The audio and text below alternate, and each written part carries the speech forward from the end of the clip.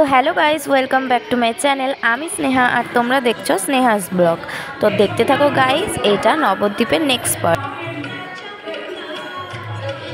So guys, আমি তোমাদেরকে আগেই বলেছিলাম যে মায়াপুরের ব্লগটা অনেকটা বড় হয়ে গেছিলো, আমি বুঝতে পারিনি।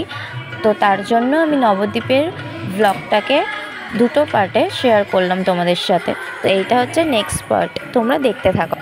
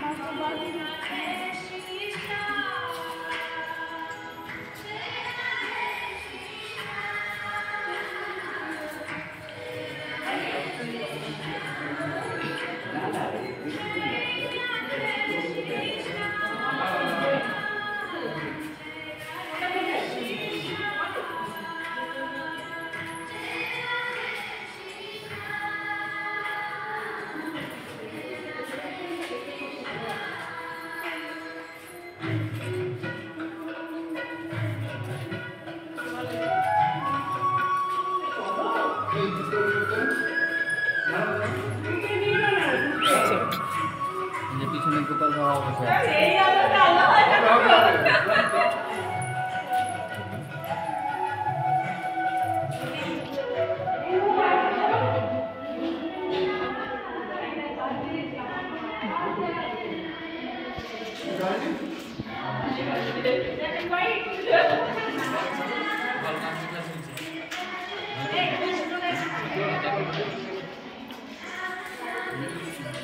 এদিকে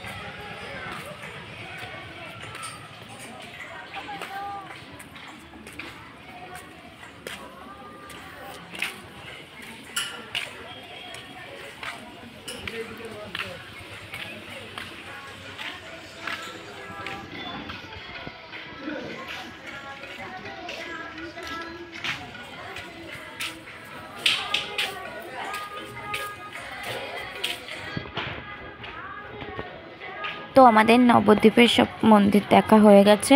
তো এবার আমরা এখান থেকে আবার মায়াপুরে যাব।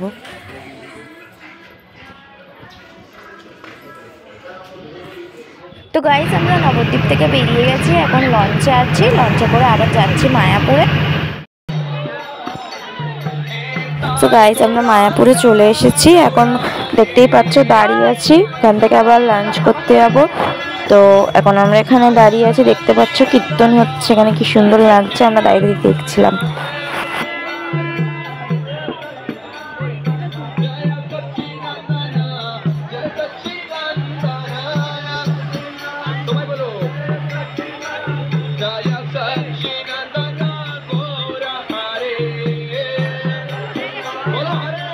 হরে কৃষ্ণ।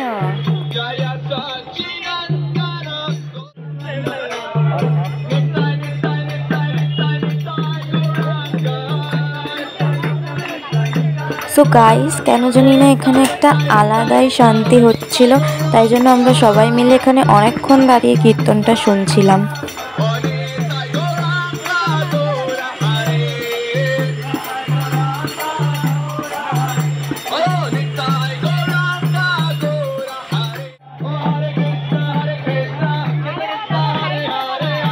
সো গাইজ, আমার এমনই হচ্ছিল, তোমাদেরকে বলে বোঝাতে পারবো না। আমারই মনে হচ্ছিল কি আমি পারলে ওখানে গিয়ে নাচতে শুরু করে দিতাম ওদের সাথে।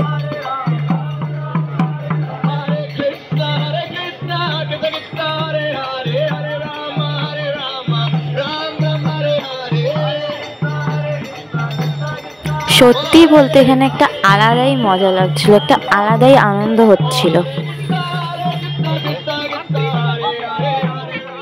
সো গাইস, ওখান থেকে গিয়ে আমরা লাঞ্চ করলাম। আর যেহেতু আমার ফোনের ব্যাটারিটা ডাউন হয়ে গেছিলো, ওই কারণে আমি আর ভিডিওগুলো শ্যুট করতে পারিনি।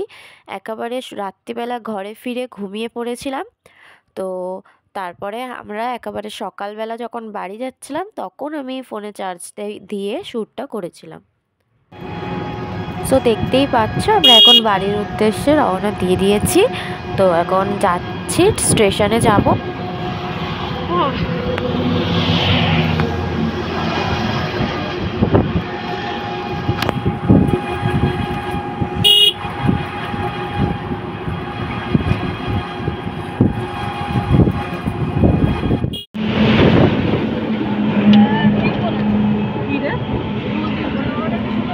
দেখো, ভিউটা হেভি সুন্দর লাগছে।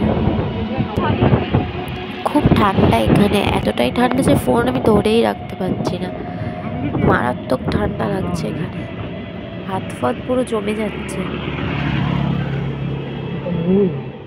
দেন আমরা ট্রেনে উঠে গেছিলাম। তো তারপরে ভেবেছিলাম যে একটুখানি শোবো, কারণ অনেক ভোরবেলায় উঠেছিলাম, তোমাদেরকে বললাম যেটা।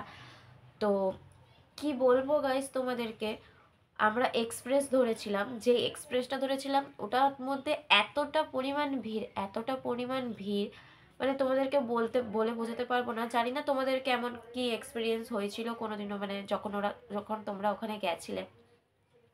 কিন্তু আমার যে এক্সপিরিয়েন্সটা হয়েছে আসার সময় এক্সপ্রেস ধরে, এতটাই বাজে, মানে বলার মতো না।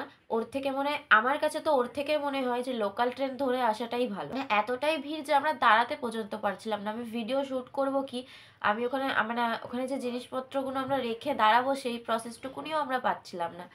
তারপরে যেই হোক, যেমন তেমন করে ওখানে দাঁড়িয়ে দাঁড়িয়ে বাড়িতে এলাম। তো আসার পর তাই জন্য আমি এখন তোমাদের সাথে সব কিছু শেয়ার করছি, কারণ ওখানে দাঁড়াতেই পারছি না, তো ফোন বের করে শ্যুট করব কিভাবে। তো তাই জন্য তোমাদেরকে এখন বাড়িতে এসে সব কিছু শেয়ার করলাম। তো তোমাদের যদি আমার ভিডিওটা ভালো লাগে, আজকের ভিডিওটা এতটুকুনি থাক। তো আমার ভিডিওটা যদি তোমাদের ভালো লাগে, তো like, comment, share and subscribe my channel. সবাই ভালো থেকো, দেখা হচ্ছে নেক্সট ভিডিওতে।